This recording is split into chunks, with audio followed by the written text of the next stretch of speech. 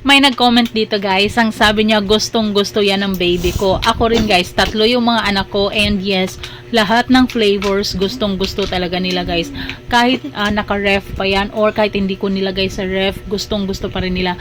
Ako mismo gustong gusto ko rin siya guys. Masarap. So 3 yung flavors, matcha, chocolate at strawberry.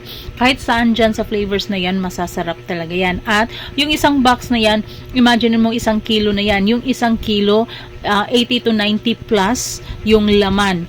Ay, pwede mo yung ibenta, pwede mong idagdag sa pinagkakakitaan mo. At alam nyo ba, may nagtitinda sa amin malapit sa school, lagi po yung nasosold out.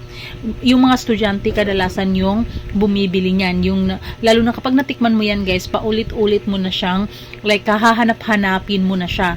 So kung kumakain ka ng cornetto, yan yung pinakadulo ng cornetto. Kaya ano pang hinihintay ninyo? Click nyo na yung yellow basket dyan sa baba para maka-order kayo at mabilis lang din talaga yung delivery.